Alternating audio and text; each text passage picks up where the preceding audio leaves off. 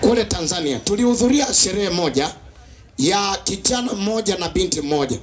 Na sasa hawa tangu wakiwa wako kwenye sherehe, jamani, wako kwenye nini? Wakaanza vita. Wakaanza kitu gani tena? Vita. Vita ilikuwa hivi. Wakati wametoka kufungishwa ndoa na mchungaji, mmoja akawa anamwambia mwanamke, anamwambia mwanaume kwamba nataka uvue koti ubaki na kizibao. Sijui kizibao ni itakuwa nimeeleweka. Kuna zile koti mbili, kubwa na ndogo. Wangapi wanaanza kunielewa? Ile Kiswahili yetu ya Tanzania mtaijua mpaka wiki mbili zikiisha. Bwana asifiwe. Kwa ile koti ndogo ya ndani inaitwa kizibao. Inaitwa kitu gani? Kizibao. Hii koti ya nje ndio tunaita koti. Kwa hiyo ndani ukivaa ile ndogo inaitwa kizibao. Sasa mwanamke mama akawa anamwambia yule mvulana, nataka tukienda piga picha utoe koti kubwa ubaki na koti. Mwanaume akasema sivui. Hiyo koti ndogo sivui. Sivui koti kubwa, nataka nipige na koti zote mbili. Mwanamke akamwambia, kama utapiga na koti zote mbili, basi mimi sipigi picha. Hasira zikaanza kupishana. Mwanamke anataka koti ndogo, mwanaume anasema koti kubwa na koti. Sasa sikiliza jinsi ilivyo mbaya sasa. Wakati wanabishana, wanaendelea kubishana, mwisho mwanaume akakataa kupiga picha. Kuna watu wana hasira. Sasa baada ya kuwa wamekataa, angalia jinsi ilienda. Wakaenda tena wakamaliza sherehe. Usiku wakapelekwa guest house. Wakapelekwa guest house, au tunasema lodge. Walipopelekwa kule, wakawa wanajadili jambo. Mwanaume ni Msukuma na mwanamke ni Msukuma. Sasa Wasukuma ni wafugaji. Ni watu gani? Wafugaji. Sasa wakaanza kubishana. Mwanamke anamwambia mwanaume, mimi sitaki ng'ombe nyumbani kwangu. Mwanaume anamwambia, utafuga ng'ombe ili hali wewe ni Msukuma, ng'ombe watakuwepo. Akamwambia, sisi tumesoma shule, hatuwezi kuwa na ng'ombe. Alipokuwa anakatalia, mwanaume akamwambia, mwanamke, sasa naona unanipanda kichwani. Na kuambia tufuge ng'ombe, wewe unasema afugi mtu ng'ombe. Mwanamke akamwambia, hatutafuga. Wakawa sasa wanabishana. Wakawa wanapishana. Huyo anasema tufuge, huyo anasema hakuna kufuga. Angalia. Mwisho baadaye ndipo wakaanza kupigana kule guest house. Mwanamke akaanza kupigana na mwanaume. Kesi ni ndogo. Nataka tufuge ng'ombe. Huyu anasema hakuna kufuga nini? Kesi ikaanza. Na sasa sikiliza. Wakati wanapambana, wako guest house, mwanamke akaanza kunyukwa, akapigwa. Akiwa anaanza kupigwa, akawa anapiga makelele. Watu huko nje wakasema, sa guest house kuna nini? Mbona hao wanapigana na ndio wamekuja leo, wamekuja honeymoon? Unajua amesema mama kifuma, asida inakaa kifuani pa mwenye nini? Mpumbavu. Mpumbavu ndio wanakaa na hasira, Biblia inasema. Sasa wakaanza hasira, wakaanza kupishana, wakaanza kutokuelewana. Mwanamke anataka pasifugwe ng'ombe, mwanaume anasema pafugwe nini? Angalia vile ilikuwa. Ngumi zilipoendelea, watu wakaja, wakawa wanapambana kufungua mlango, na kumbe ulikuwa umefungwa kwa ndani. Ndipo yule mmoja akashauri, bora tuvunje, maana huyo mwanamke atauawa. Walipoingia wakawakuta mwanamke amekanyagwa chini, amewekewa mguu kwenye shingo, anaambiwa kubali kufuga ng'ombe ni kuachie huru. Mwanamke anasema niue lakini ng'ombe afugwi. Tazama hiyo fujo. Fujo inataka mwanamke akubali kufuga nini? Lakini mwanaume hataki pafugwe nini? Na amewekea mguu kwenye shingo. Kubali ni kuachie. Wanaume walipoingia wakamuuliza yule mwanaume mwenzao, sasa umepiga huyu bibi yako, je, uko na hela ya kununulia ng'ombe? Mwanaume akasema, nilitaka ninunue miaka 2 ijayo. Sasa hela yenyewe ya ng'ombe hana, lakini fujo imeanza leo kwa ng'ombe zitakazonunuliwa miaka miwili. Angalia hiyo hasira. Hiyo ni hasira yenye faida au yenye hasara? Jamani, hiyo ni hasira yenye faida au yenye hasara? Watu sasa, kuna wanaume wako hapa, ameshakariri kwamba akiingia nyumbani sura yenyewe ni ngumu kama ya kwangu, anaanza kutuna, ananuna, macho makubwa kama ya kwangu, sura mbaya kama ya kwangu, alafu tena anaanza kukoroma. Watoto wakimwona baba anakuja wanakimbia ndani, wanatulia tuli, maana baba ameingia. Mama akimuona mpaka kichwa kinaanza kuuma. Sasa huyo mwanaume ndo anasema mimi ni mwanaume ya nyumba. Nikiingia watoto na kuku mpaka paka wanajua baba ameingia ndani. Hiyo sio staili. Mwanamke kwa mwanaume wote wanataka kufurahiana. Jamani, kufanya nini? Wafurahie watoto, furahia baba, furahia mama, kila mmoja awe mtu wa furaha kwa mwenzake. Hivi basi tunapoendelea mbele, kabla siendelea, nimshukuru Pastor Ayubu kwa vyombo hivi vizuri, na Bwana azidi kumbariki. Wangapi wanasema abarikiwe? Lakini pia nimshukuru mwenyekiti wetu wa station wa mkutano kuwepo nasi. Nimshukuru Pastor Pr Omani ambaye ameendelea kuendesha gurudumu hili, na Bwana akupe nguvu tena. Nimshukuru Mama Lucy ambaye amekuwa mtu mwema akitufundisha kwa namna ya pekee. Aidha, nishukuru wachungaji wote ambao mmekuja na kujumuika pamoja nasi. Vinginevyo pia nishukuru wageni kwa wenyeji ambao tumekuja na kujumuika jioni ya leo. Jamani, Bwana asifiwe. Haleluya, haleluya. Wangapi wako tayari kwa ajili ya mkate wa uzima jioni ya leo? Amen, amen. Basi niwaalike tunapoenda kuomba. Wakuwafanyia shida ili biashara ziende vizuri, wanaenda kwa waganga wa kienyeji. Ili ndoa iende vizuri, wanaenda kwa waganga wa kienyeji. Wako ambao wametafuta miungu mingine, wameenda maporini, wanaabudu miti, wanaabudu vibuyu, wanafuata mila na desturi. Bwana anasema jioni ya leo, kama unataka kuishi maisha marefu, acha miungu ya kigeni, acha tamaduni, acha waganga, acha wachawi, usitegemee nguvu za kidunia, uwe na Mungu wa mbinguni. Amri ya kwanza, usiwe na miungu mingine ila namna gani? Ila mimi. Jamani, ila namna gani? Ila mimi. Mungu anatamka, anasema sitaki kuona watu wakeroka. Mungu anasema yeyote ambaye anakuwa mganga au anaenda kwa waganga, anaenda kwa wachawi, anaenda kwenye tamaduni, anatafuta miungu mingine ila Mungu wa mbinguni, siku zake hazitakuwa nyingi. Wengi wamepoteza maisha wakiwa kwa waganga wa kienyeji. Wanaambiwa John kuchanje, kunywa dawa za miti, wanapakwa damu, wanapewa madawa, wanapoteza uhai katika kuwa na miungu ya kigeni, wachawi, kuwa na waganga, kwenda kwenye dawa ambazo sio sahihi, kutegemea mambo ya dunia. Ushirikina ni kufupisha maisha. Jamani, Bwana asifiwe sana. Amen. Kama unanielewa nipungie namna hii. Wako wanawake ndoa zao wanategemea waganga, washirikina, wachawi ili ndoa ziwe na amani. Wako wanafunzi ambao hawasomi kama wajaenda kuchanjwa na babu zao na nyanya zao, kama wajaenda kunenewa na matambiko ya kimila, hawaendi shule kama hawajanenewa. Lakini angalia, dunia imeharibika. Leo biashara zinaendeshwa na madawa. Nataka niwaambie watu wa Keroka, kama nataka kuwa na biashara yenye amani, ndoa yenye amani, maisha yenye amani, wakatae waganga na wachawi, mpe Mungu nafasi, yeye peke yake, nawe utaishi. Jamani, Bwana asifiwe.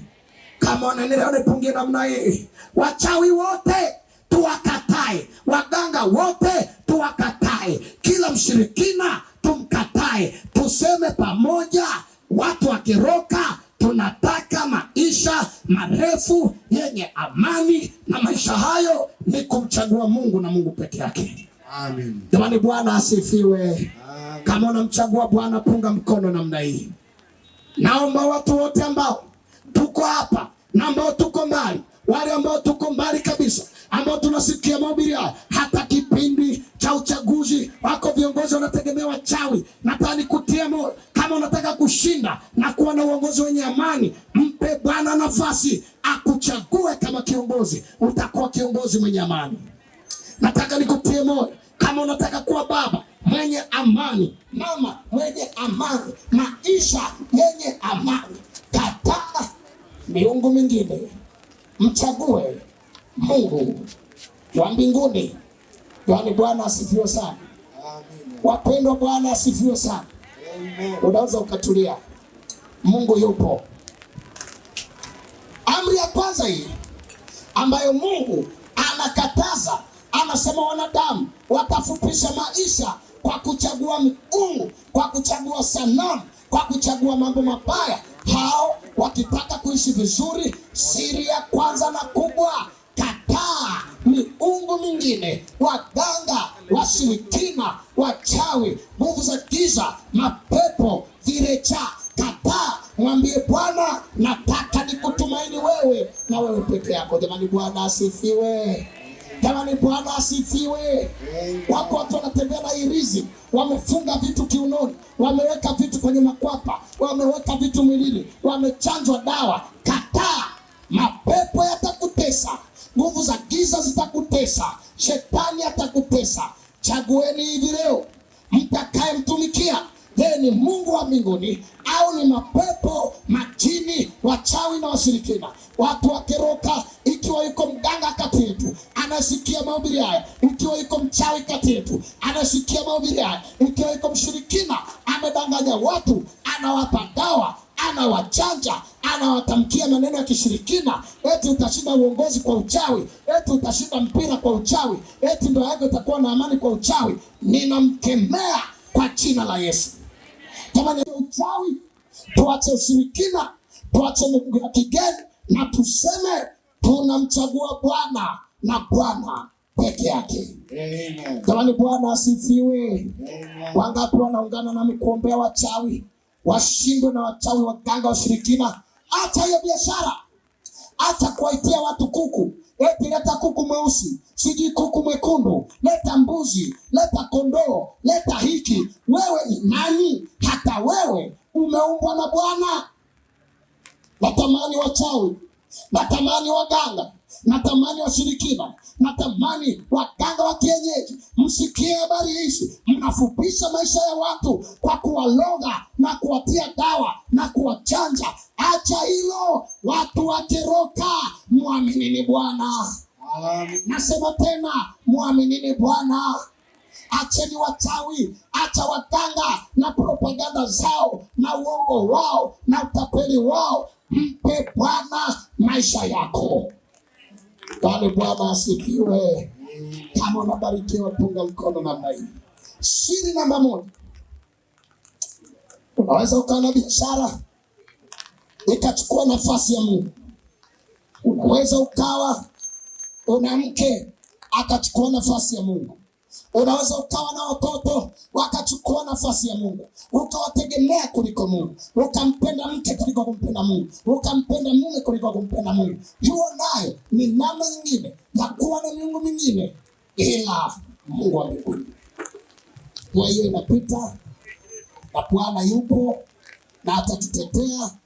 Uwe na amani, uwe na amani. Hebu tuombe kidogo. Fumba macho yako tuombe. Shiriki kuomba pamoja nami. Fumba macho tuombe. Baba wa mbinguni, hii ni saa ya ibada.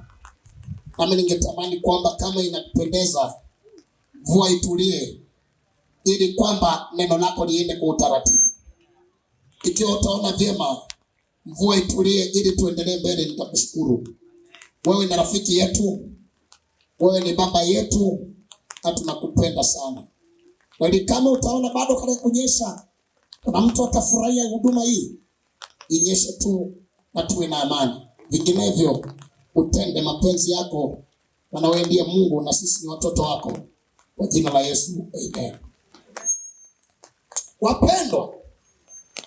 Wapendwa, habari njema ni hii.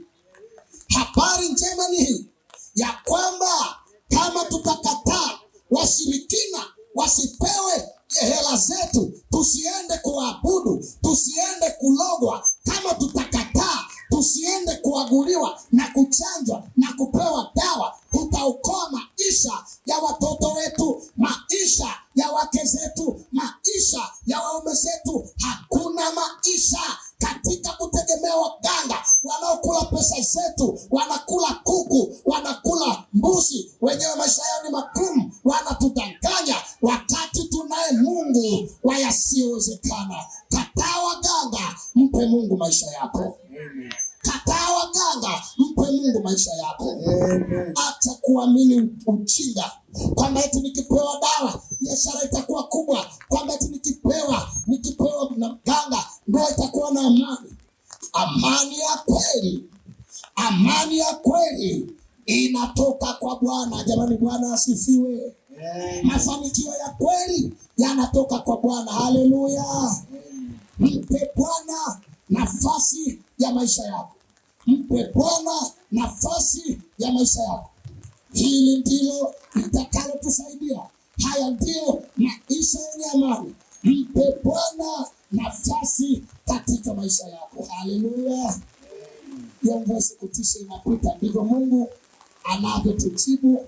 Uwe na amani. Siri ya pili, msomaji. Twende pale siri ya pili. Sema fungu la 3 kuendelea. Fungu la 3 linasema, usiwe na miungu mingine ila mimi. Usiwe na miungu mingine ila mimi.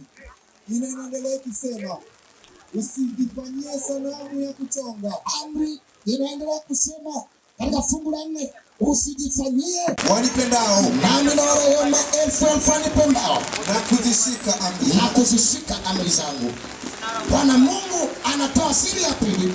Anawaambia watu wa kiroka, kama unataka kuishi maisha marefu, jambo la kwanza amesema usiwe na miungu mingine ila Mungu wa mbinguni. Lakini jambo la pili anasema unataka siri ya kuishi maisha marefu, anasema usijifanyie sanamu ya kuchonga.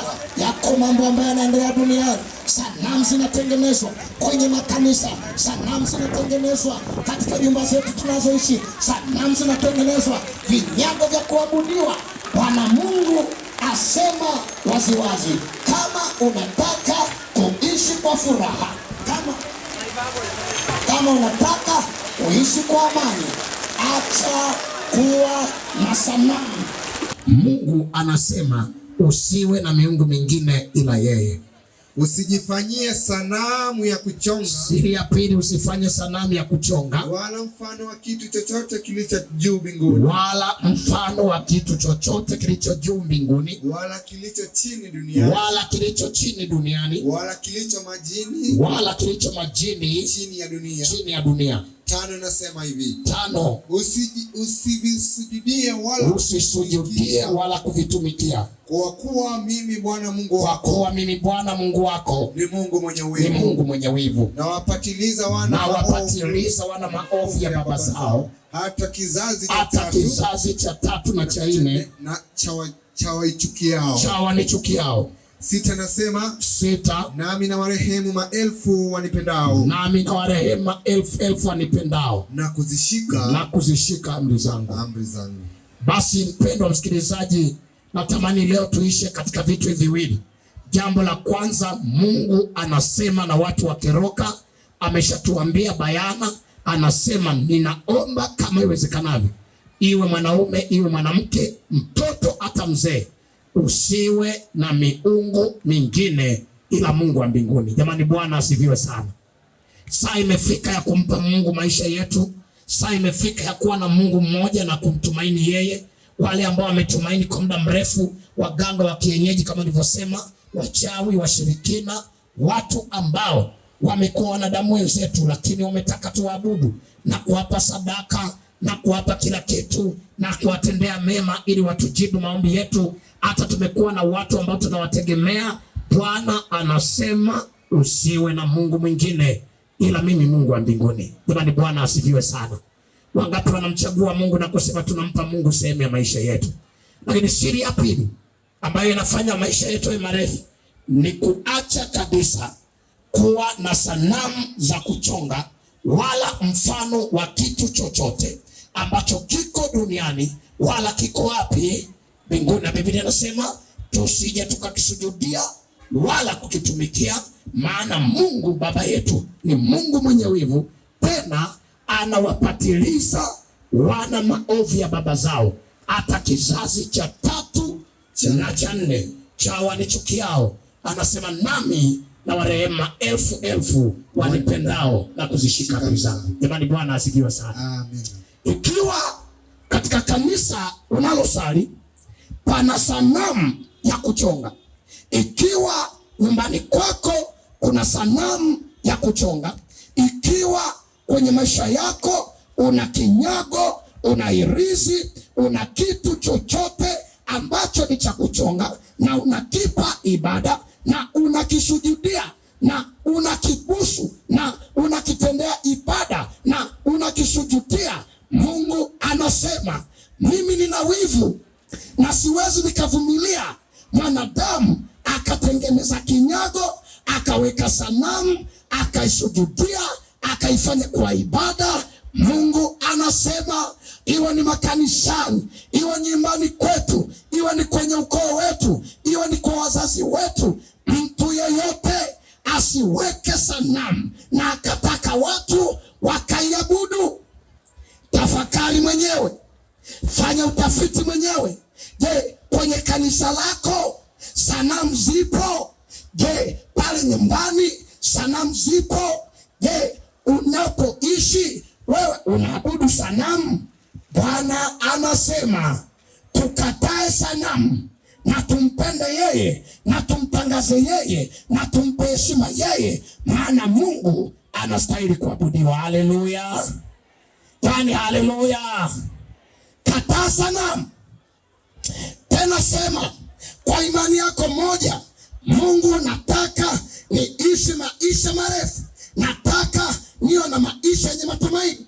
Kama ni Mungu nitamwamini Mungu, waganga hapana, wachawi hapana, washirikina hapana. Lakini kama ni kwenye ibada, mimi nitakataa kuwa na sanamu, nitakataa kuabudu sanamu, maana nataka nimpe Mungu pekee ibada, yeye na yeye peke yake. Mungu anasema mimi naona wivu, tena nachukia, tena naona kijicho nikiona mwanadamu anaabudu sanamu, anaipa sanamu heshima. Mimi ni Mungu mwenye wivu, nitampatiliza huyo, nitamwachilia uhai wake huyo, sitaruhusu aishi. Yeyote anayefanya sanamu huyo kufa atakufa, atapunguziwa siku za kuishi. Kama Mungu amekataa sanamu, je, wewe kiongozi wa dini? Je, wewe mchungaji? Je, wewe mwanadamu wa kiroka, ni nani hata uwe na sanamu kakinyago unakafuta, unakaabudu, unakapigia magoti, unakapa ibada? Kataa na mwambie Bwana nakupa heshima na ibada wewe mwenyewe. Yaani Bwana asifiwe. Wapendwa, Bwana asifiwe. Watu wameirisha maisha yao, wengine wanakufa wakiwa kwenye mikono ya waganga, wengine wanakufa kwenye ibada za misimu na sanamu, wengine wamekosa mwelekeo, maana walipenda kwa waganga, biashara zikafa, maisha yakaharibika, mambo yakageuka. Nataka niwape siri, wanakeroka, Mungu yu aweza, akitumainiwa kila kitu kinawezekana. Haleluya! Acha sanamu, kataa kabisa. Nimekupa hizi siri 2 na kesho tutaendelea, ya kwamba siri zimebaki 8. Ya kwanza, acha miungu mingine, mpe Bwana ibada. Acha sanamu, acha vinyago, acha chochote. Kataa waganga, kataa washirikina. Waambie sasa basi yatosha, nimekubali kumpokea Bwana kama Mungu na Mwokozi wa maisha yangu. Haleluya! Jamani, haleluya! Wanaosema tunakataa wachawi na waganga, punga mkono kama mimi jioni ya leo.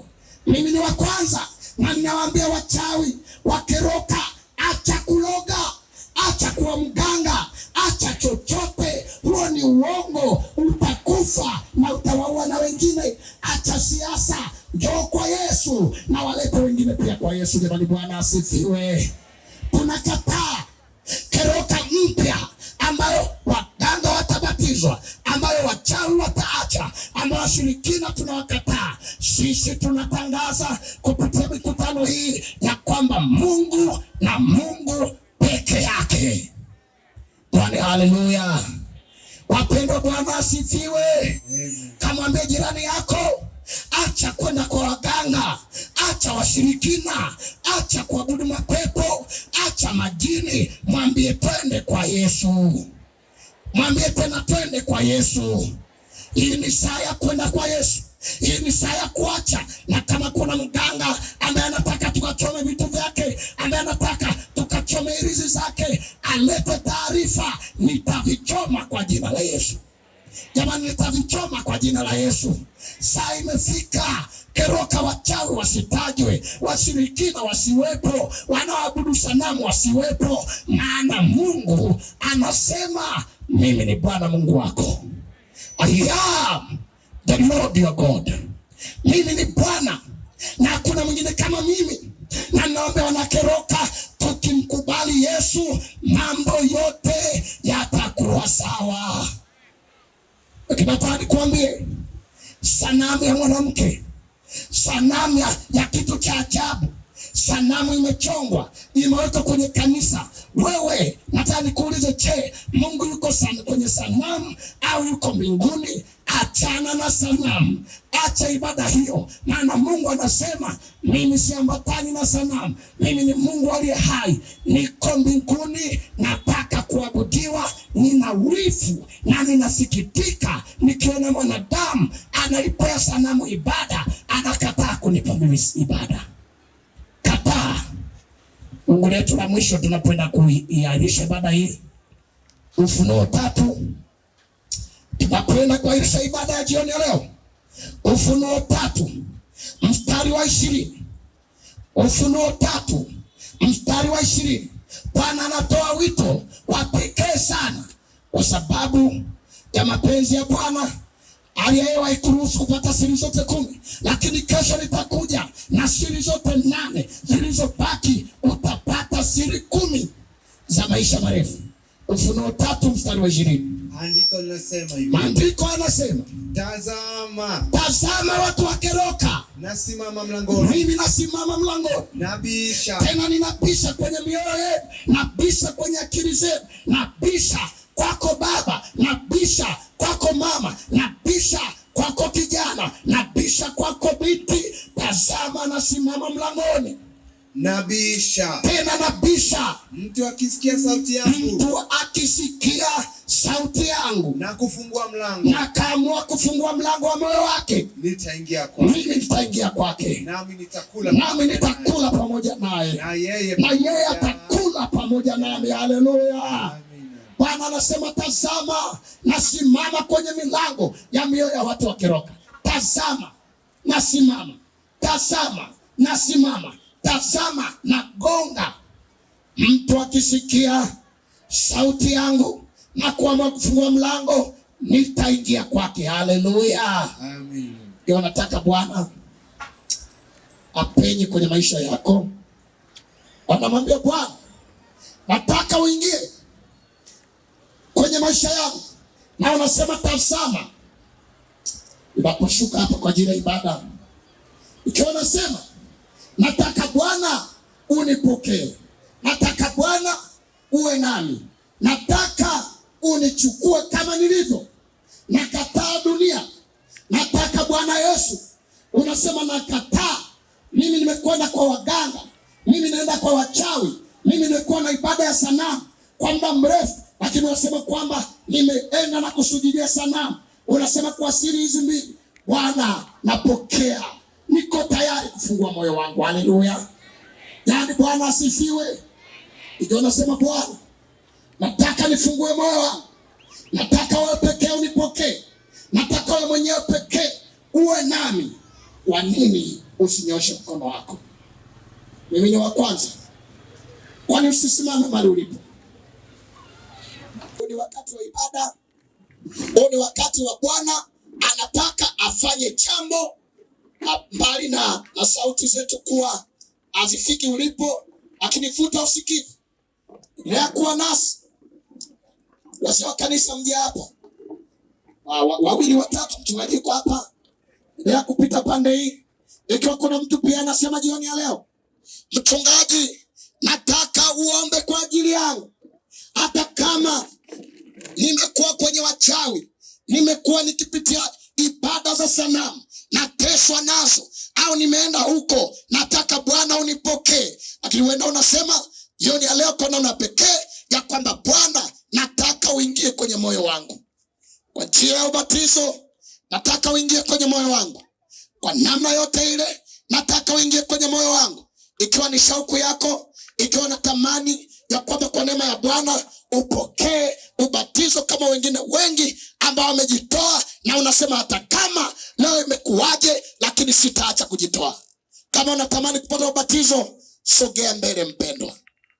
Yule ambaye anataka kupata ubatizo, hata kama ni mmoja au wawili, nataka niombe kwa ajili yao. Wanaungana na wale mamia ya watu, zaidi ya watu 300 wameshajitoa, na tutabatiza watu wengi sana. Ikiwa nasema Bwana, nataka na mimi niwe miongoni mwao, sogea ninapoenda kuomba.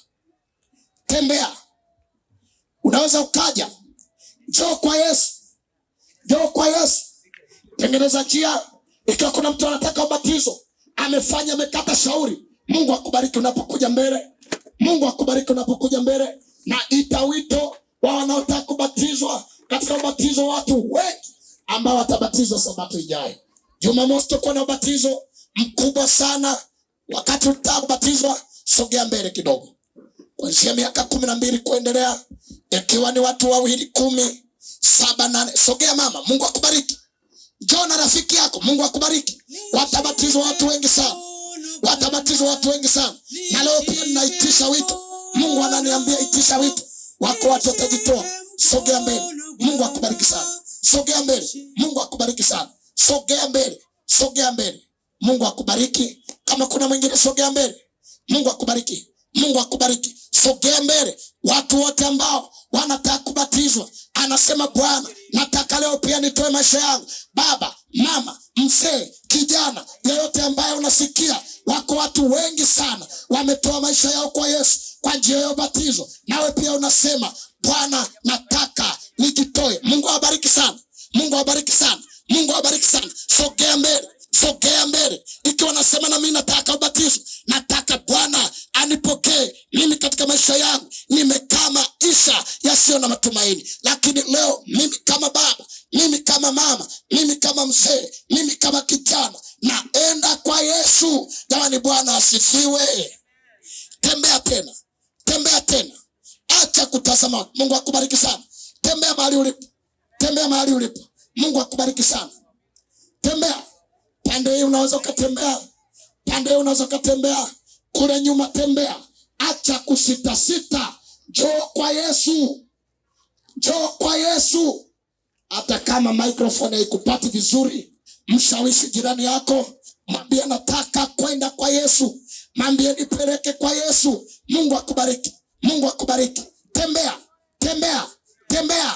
Mungu akubariki. Mungu akubariki. Tembea. Njoo kwa Yesu. Njoo kwa Yesu. Kuanzia miaka 12 kuendelea, hata umri wa uzee, tembea kwa Yesu. Acha kufanya biashara hiyo kuona kwamba ni kitu cha kwamba kutoka kwa Yesu ni mchezo, ni kinyume cha uzima na mauti.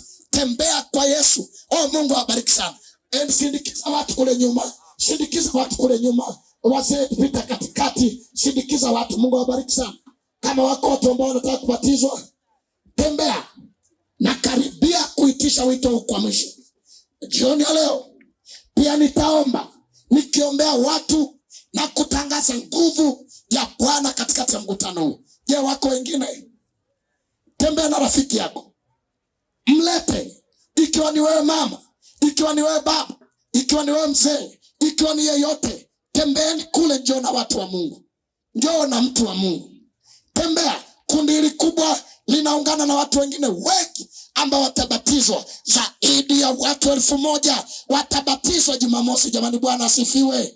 Tembea, njoo kwa Yesu. Tembea, njoo kwa Yesu. Ikiwa bado kuna watu bado, tembea, njoo kwa Yesu. Tembea, mama, Mungu akubariki. Tembea, Mungu akubariki. Walete watu kwa Yesu. Go and bring people to Jesus. Yesu anaita keroka. Yesu anaita keroka. Anasema acha maisha ya dhambi, kataa maisha hayo, njoo kwa Yesu. Asante sana. Watu wanaendelea kuja. Mtie moyo mtu fulani. Watie moyo watu fulani. Njoo kwa Yesu. Yesu anaita. Yesu anaita. Yesu anaita. Anasema keroka, mji mzima mnaitwa kwa Bwana. Haleluya. Mungu akubariki sana. Ubatizo wa maji mengi. Mamia ya watu watabatizwa, zaidi ya watu 1000. Wachungaji wa kutosha watawabatiza. Njoo kwa Yesu. Njoo kwa Yesu. Njoo kwa Yesu. Njoo kwa Yesu. Na bado ninaona watu wengi sana wanasema nitafanya maamuzi kesho. Anasema mpaka nikaongea na mume wangu, nikaongea na watoto, nikaongea na mtu fulani. Yesu akiita, jitoe. Mungu akubariki mama. Tembea. Tembea. Niombe niko nasubiri. Tembea. Tembea. Tembea. Njoo kwa Yesu. Tembea. Njoo. Njoo. Mtie moyo. Bwana asifiwe. Idi amna mwalimu hata wa nyimbo kidogo. Tembea. Mungu akubariki.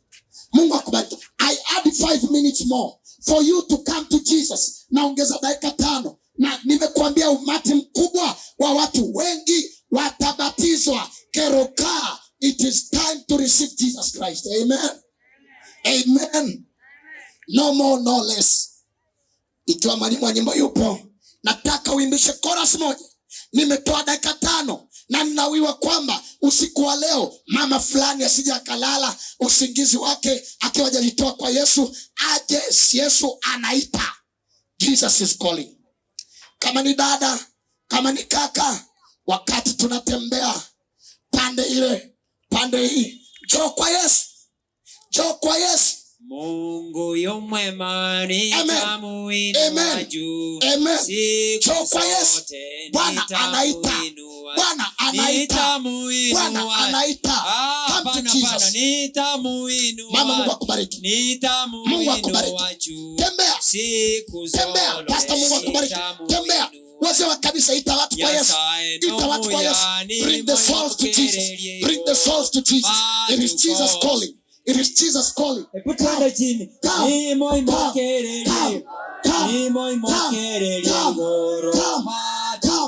Come to Jesus. Come to Jesus. No more, no less. No more, no less. God bless you.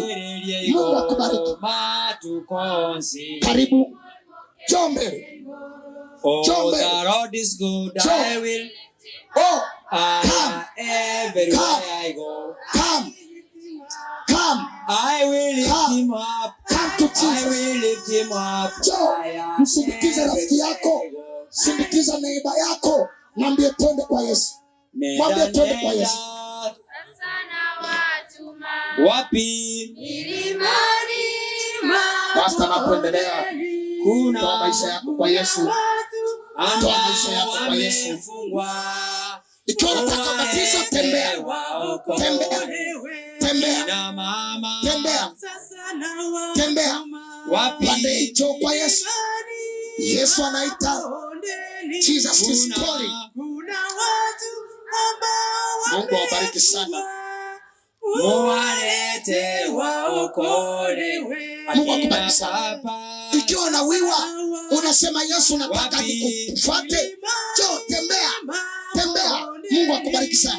Tembea. Njoo kwa Yesu. Come to Jesus. Come to Jesus. Is Jesus calling? Come. Come. Come. Mungu akubariki mama. Come. Come. Go and bring the souls to Jesus. Je, yuko mwingine anasita kutembea? Tembea naye. Tembea naye. Tembea naye. Come. Come. Come. It is Jesus calling for salvation. Upendo wa Mungu kweli ni wa. Mungu abariki sana. Tembea tunapenda kuomba. Tembea tunapenda waweza kwenda juu, Mungu akubariki sana. waweza kwenda chini. Hii ni wokovu na wokovu peke yake. It is only salvation. Rudi nyuma, upande wa mataifa yote. Amen. Pastor, Mungu upande wa mataifa yote. Sasa niseme haya yafuatayo. Pastor, it's enough. Labda niseme haya yafuatayo. Ikiwa bado unafanya shauri na moyo wako, je, ungeitwa kwenda kwa wachawi ndipo ungeenda? Je, ungeitwa kulogwa ndipo ungeenda? Yesu anakuita, anakupenda. Amesema umekunywa pombe inatosha. Anasema umeingia kwa guesti, umechukua wanawake ya tosha, umekuwa na tabia ya tosha. Yesu anasema ninagonga moyoni mwako, nakupenda, njoo hivyo ulivyo, nitakupokea. Jamani, Bwana asifiwe sana. Jamani, Bwana asifiwe sana. Kesho nitakuwa na wito mkubwa tena, wakati vyombo hivi vitakavyokuwa vinaendelea kufika mbali. Leo vumilia hali iliyopo kwa utukufu wa Bwana. Lakini nataka kusema kesho nitatoa wito mkubwa. Kajadili na akili yako na kuombea uhai, ili kesho ujitoe na mikutano itabatiza maelfu ya watu. Jamani, Bwana asifiwe sana. The thousands will be baptized. Fanya maamuzi, keroka wanapookolewa wengi na wewe uokolewe. Jamani, wangapi wanaombea keroka nzima iokolewe? Kamwambie jirani yako kabatizwe. Tena ukamtie moyo. Saa imefika. Ikiwa hujajitoa hapa, baada ya maombi haya nitakualika pia uende nyuma ya kibanda pamoja na hawa wengi ambao wanakuja, andikisha majina yao. Na nikuambie tena, wako zaidi ya 300 wamejitoa, na hawa pia wanaongezeka. The thousands will be baptized. Utapita huko nyuma, utakutana na waandishi, utaandikwa. Kama kuja mbele ni shida, lakini uko tayari kubatizwa, don't be scared, go back, na utaandikwa na Bwana.